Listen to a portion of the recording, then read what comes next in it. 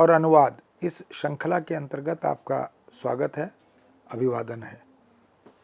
हम चर्चा कर रहे हैं भारतीय अनूदित साहित्य पर। भारत क्योंकि बहुभाषा भाषी देश है और स्वाभाविक है कि भाषा संस्कृति की वाहिका होती है। इस दृष्टि से अनेक संस्कृतियां एक भारतीय संस्कृति का परिचय देती हैं, सब मिलकर भारतीय संस्कृति का उद्घाटन करती हैं। भारत में बहुत से राज्य हैं। राज्यों के विभाजन का आधार भाषा भी है और हर राज्य में, हर भाषा में प्रतिष्ठित रचनाकार वहाँ साहित्यिक परंपरा के अंतर्गत, सृजनात्मक परंपरा के अंतर्गत हम देख सकते हैं कि विधाओं को भी, जिसमें काव्य की और गद्य की अनेक विधाएं ये एक परंपरा के साथ उपलब्ध होती हैं। हर भाषा के साहित्य में दर्शन भी है, अध्यात्म भी है, भक्ति भी है, प्रेम भी है, ज्ञान भी है, शिक्षा भी है, योग भी है, चिकित्सा भी है। इस तरह से सभी भारतीय भाषाओं में ये जो ज्ञान की एक सशक्त सुदीर्घ परंपरा है, यह विद्यमान है और इस ज्ञान का विनिमय, आदान प्रदान अनुवाद के माध्यम से हम परस्पर करते हुए उपकृत करने का, लाभान्वित होने का अवसर समस्त भारतवासियों को और विश्व के समस्त नागरिकों को देते रहे हैं। अनुवादकों ने इस क्षेत्र में महत्वपूर्ण कार्य किया है, उल्लेखनीय कार्य किया है। किसी भी व्यक्ति की यह सीमा होती है कि वह बहुत कम भाषाओं का अध्येता या विशेषज्ञ हो पाता है। दुनिया की या भारत की समस्त भाषाओं का ज्ञान किसी एक व्यक्ति के पास हो नहीं सकता। इसलिए एकाधिक कुछ भाषाएं 2, 4, 6, 10 भी हो सकती हैं, लेकिन सब भाषाएं तो सब नहीं जान सकते। ऐसे में अनुवाद एक आवश्यकता के रूप में, एक महत्वपूर्ण अपेक्षा के रूप में हमारे सामने उपस्थित होता है। और ऐसे भी किसी बहुभाषा भाषी, बहुसांस्कृतिक देश में अनुवाद एक सेतु की भूमिका में रहता है, एक पुल की भूमिका में रहता है। उसमें अनेक अनुशासन, जो शिक्षा के अंतर्गत भी अगर हम देखें, ज्ञान विज्ञान के अंतर्गत हम देखें, तकनीक, उद्योग, प्रौद्योगिकी के अंदर हम देखें, वो चाहे विज्ञान की शाखाएं हों, विज्ञान के अंतरानुशासन हो, साहित्य के अंतरानुशासन हो, या तकनीक और प्रौद्योगिकी के क्षेत्र में, रक्षा के क्षेत्र में, इन सब में प्रचुर मात्रा में लेखन होता रहा है। भारतीय मेधा, भारतीय प्रतिभा, भारतीय सृजनशीलता, इसने विश्व के मंच पर अपना परचम लहराया है। अनुसंधान का क्षेत्र हो या नीति का, धर्म का, अध्यात्म का, भक्ति का क्षेत्र हो, इन सभी में समस्त भारतीय भाषाओं में लेखकों की एक सशक्त सुदीर्घ परंपरा रही है। उसी भारतीय अनूदित साहित्य पर जब हम दृष्टि डालते हैं तो हम देखते हैं कि भारतीय भाषाओं में, हिंदी में, भारतीय भाषाओं में और विदेशी भाषाओं में अनुवाद की परंपरा भी विद्यमान है।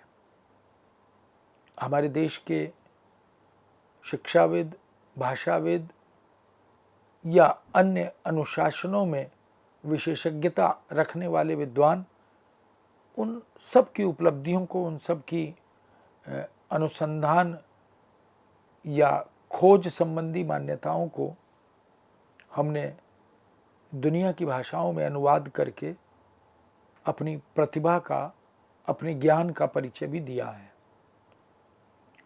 और इसी तरह हमारी जो कालजयी रचनाएं हैं हिंदी और भारतीय भाषाओं की, उनके प्रचुर मात्रा में अनुवाद हुए हैं, जो विदेशी भाषाओं में अंग्रेज़ी से फिर फ्रेंच, जर्मन, रूसी या और दूसरी भाषाएं, चाइनीज़, जापानीज़, इनमें अनुवाद होते रहे। दूसरी तरफ विदेशी भाषाओं के रचित साहित्य का हिंदी में भी अनुवाद हुआ है और भारतीय भाषाओं में भी अनुवाद हुआ है। ये अनुवाद दो तरह से देखने को मिलते हैं। एक तो अंग्रेज़ी के माध्यम से हुए अनुवाद, यानी रूसी से अंग्रेज़ी में, इसी तरह जर्मनी से अंग्रेज़ी में, चाइनीज़ से अंग्रेज़ी में, और फिर अंग्रेज़ी से हिंदी में, और फिर हिंदी से भारतीय भाषाओं में, या अंग्रेज़ी से सीधे भारतीय भाषाओं में, ऐसे भी अनुवाद प्रचुर मात्रा में हुए हैं। तो यह जो अनुवाद की परंपरा है, साहित्य के अनुवाद की या भाषाओं में अनूदित रचनाओं की जो परंपरा है, वो बड़ी मजबूत है, बड़ी सुदीर्घ है और सशक्त भी है।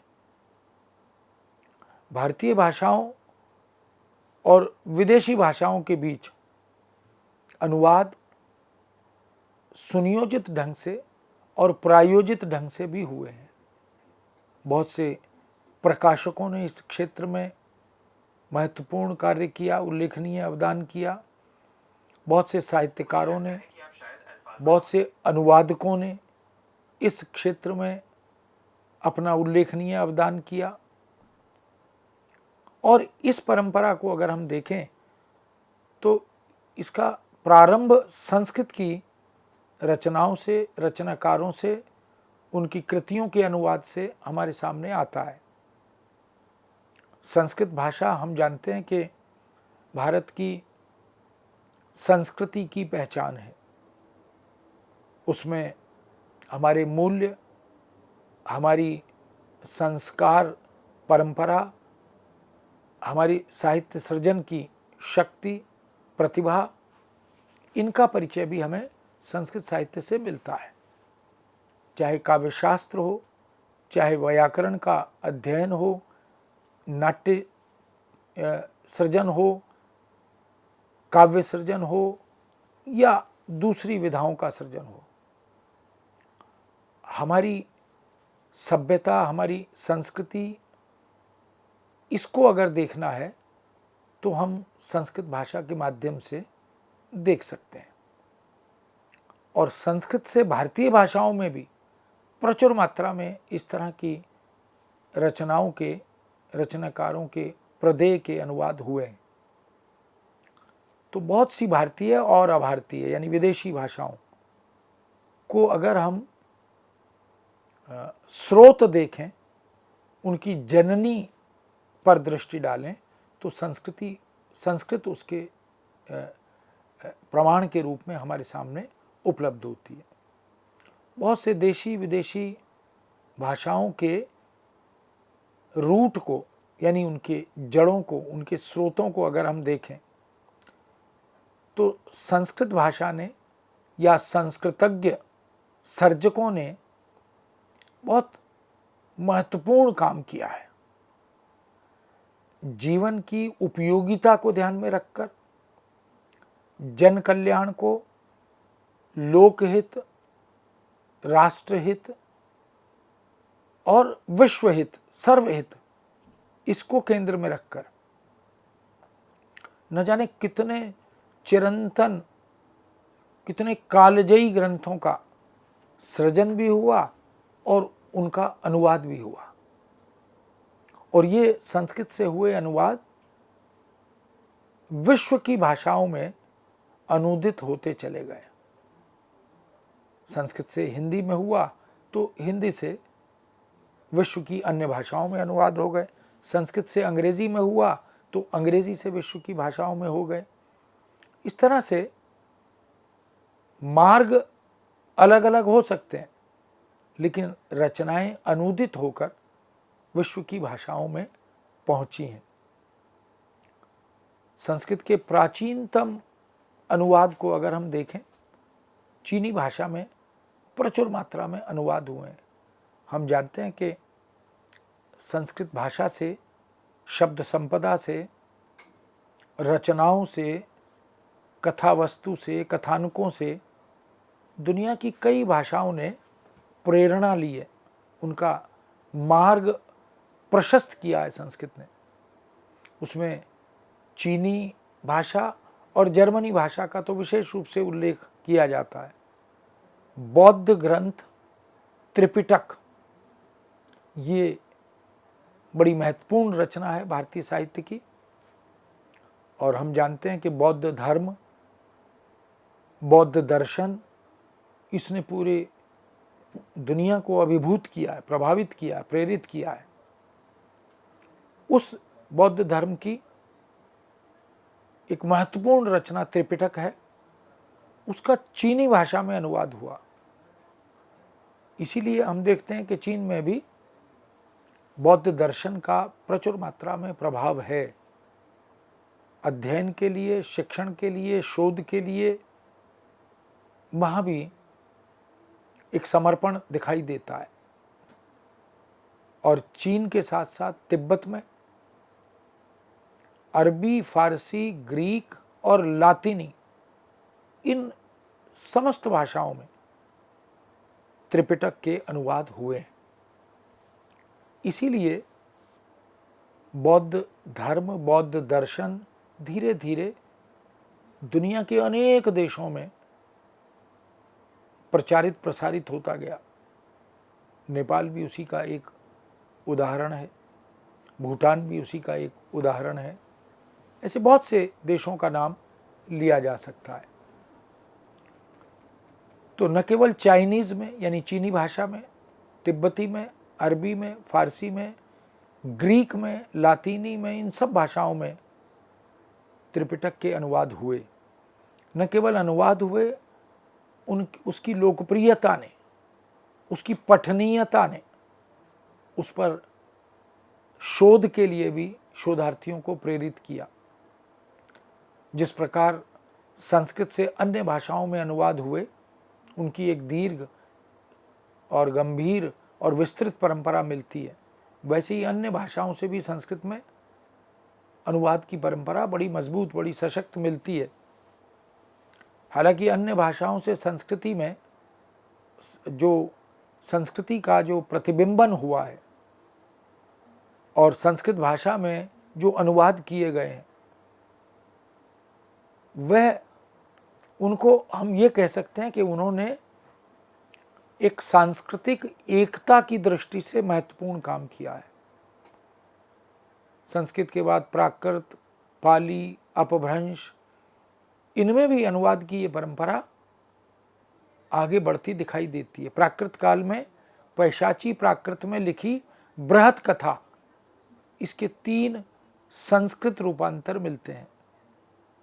बुद्ध स्वामी कृत बृहत कथा श्लोक संग्रह, क्षेमेंद्र कृत बृहत कथा मंजरी और सोमदेव कृत कथा सरित सागर, ये शीर्षक, नामकरण भिन्न हो सकते हैं, लेकिन जो अनुवादक हैं, जिन्होंने अनुवाद किए, उनका अवदान, उनका प्रदेय वो स्तुत्य और वंद्य है। आचार्य क्षेमेंद्र, जिन्होंने काव्यशास्त्र में औचित्य सिद्धांत की स्थापना की थी। बुद्ध स्वामी, जिन्होंने बृहत कथा श्लोक संग्रह, श्लोकों में उसका संग्रह किया। बृहत कथा मंजरी और कथा सरित सागर सोमदेव द्वारा अनुदित। तो ये जो कथात्मक रचना के अनुवाद की परंपरा है, यह भी इस बात का प्रमाण है कि संस्कृत से हिंदी में, भारतीय भाषाओं में, विदेशी भाषाओं में प्रचुर मात्रा में अनुवाद हुए हैं। कहीं संक्षिप्त अनुवाद हुए हैं, कहीं विस्तृत अनुवाद हुए हैं, लेकिन अनुवाद की ये परंपरा हमें मिलती है।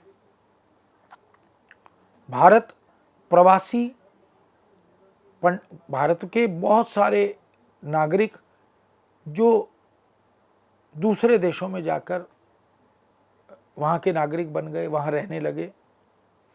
ऐसे बहुत से प्रवासी भारतीयों ने 7वीं सदी में बहुत सी संस्कृत की रचनाओं के अनुवाद किए। जो पर्शियन जानते थे, फारसी भाषा जानते थे, ऐसे प्रवासी भी, और दूसरे देशों में, मॉरिशस में, ट्रिनिडाड में या फिजी में, सूरीनाम में, ऐसे बहुत से देश हैं जहाँ पर प्रवासी लोग गए और उन्होंने संस्कृत साहित्य की अनेक रचनाओं के अनुवाद किए। इसमें अगर नाम लें तो मोबेद नेरचोसंग धवल नाम के एक विद्वान ने पारसी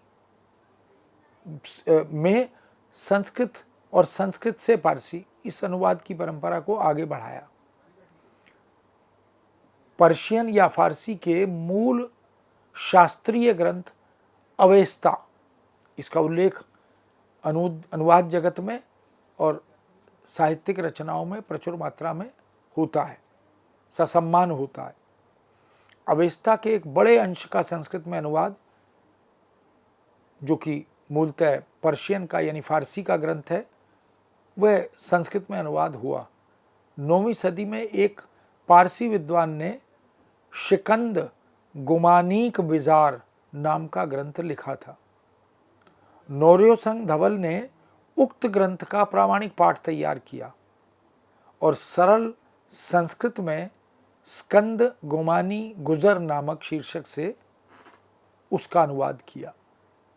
ये जो नेरियोसंग धवल का नाम आता है, तो इन्होंने, ये संस्कृत के भी गहन अध्येता थे, विद्वान थे, पर्शियन भी जानते थे, और भी अनुवादकों की एक विशेषता यह रही है कि जब वो अनुवाद जगत में कार्य करते हैं तो वो केवल 2 भाषाओं तक सीमित नहीं रहते,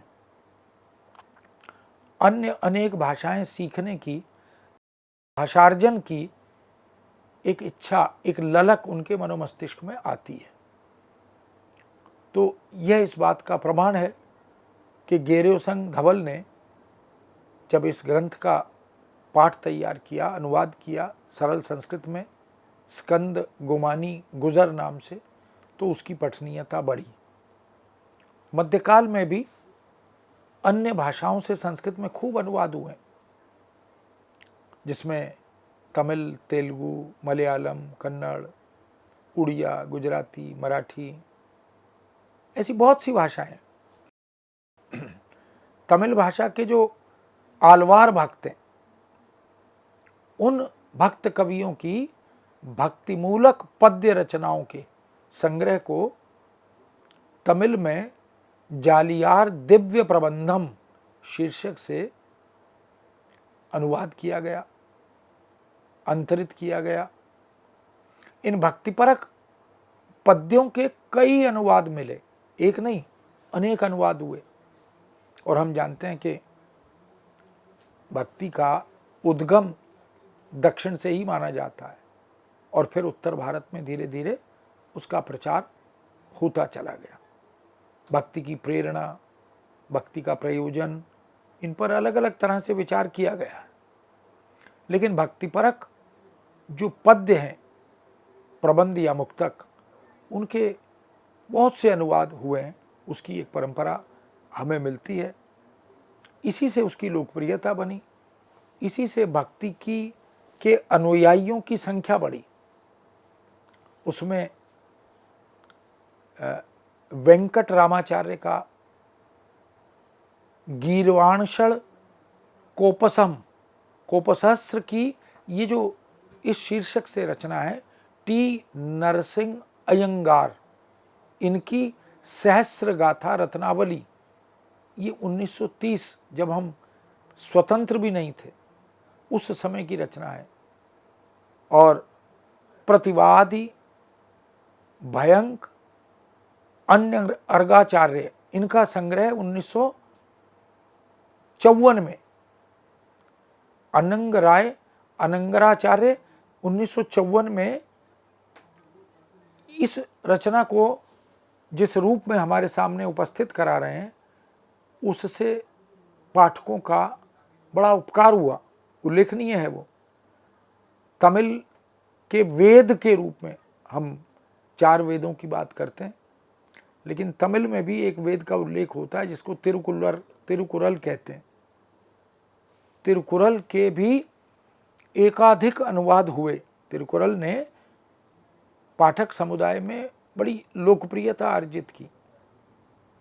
अप्पा वाजपेयी की सुनीति रत्नाकर 1927 में, शंकर सुब्रमण्यम शास्त्री का सूक्ति रत्नाकर और श्री राम देशिकन का समग्र श्लोकबद्ध अनुवाद, यह भी इस अनुवाद परंपरा की उल्लेखनीय उपलब्धि है।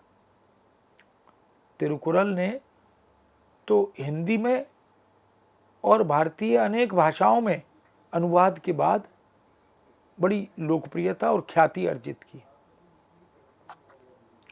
नैतिकता की दृष्टि से, मूल्यों की दृष्टि से, संस्कार और परंपराओं की दृष्टि से इस प्रकार की अनुदित रचनाओं ने विशेष यश अर्जित किया। त्रिवेंद्रम के एस नीलकंठ शास्त्री, उन्होंने तमिल की कंब रामायण तमिल भाषा की बड़ी प्रसिद्ध राम कथात्मक रचना है, काव्यात्मक रचना है, उसका श्री रामचरितम शीर्षक से या नाम से संस्कृत अनुवाद किया था। तो कंब रामायण का श्री रामचरितम नाम से संस्कृत में अनुवाद हुआ, जबकि हम जानते हैं कि महर्षि वाल्मीकि कृत रामायण संस्कृत में मूल रूप से मौलिक ग्रंथ के रूप में उपलब्ध है, जिसने तुलसीदास को रामचरितमानस के लिए प्रेरित किया, केशवदास को रामचंद्रिका के लिए प्रेरित किया, मैथिलीशरण गुप्त को साकेत के लिए प्रेरित किया। ऐसी बहुत सी रचनाओं का उल्लेख हमें मिलता है जो राम कथा केंद्रित हैं, आधारित हैं। तो आदि कवि महर्षि वाल्मीकि संस्कृत में लिख रहे हैं, लेकिन त्रिवेंद्रम के एस नीलकंठ शास्त्री ने तमिल की प्रसिद्ध राम कथात्मक काव्य रचना कंब रामायण को श्री रामचरितम के शीर्षक से संस्कृत में अनुवाद करके प्रस्तुत किया। सी नारायणन नायर ने प्रसिद्ध तमिल काव्य शिलम्पदिकाम, ये कन्नकी कोवलम इस शीर्षक से, कन्नकी कोवलम इस शीर्षक से 6 सर्गों में अनुवाद किया। शिलम्पदिकाम इस रचना का, जो कि मूलतः तमिल भाषा की थी, उसका 6 सर्गों में अनुवाद किया। और आधुनिक काल की तरफ अग्रसर होते हैं, बढ़ते हैं, तो हम देख सकते हैं कि विदेशी भाषाओं से भी संस्कृत के बहुत अनुवाद हुए और ईसाई धर्म ग्रंथ बाइबल के अनुवाद से ये परंपरा तो बहुत तीव्र गति से बढ़ चली। धर्म प्रचार के लिए बाइबल के अनुवादों का जो एक अभियान चला था, उससे फिर धीरे धीरे संस्कृत से और संस्कृत में अनुवाद की परंपरा भी बड़ी तेजी से और मजबूती से बढ़ती चली गई। बैप्टिस्ट धर्म प्रचारक विलियम केरी ने बाइबल का अनुवाद किया था।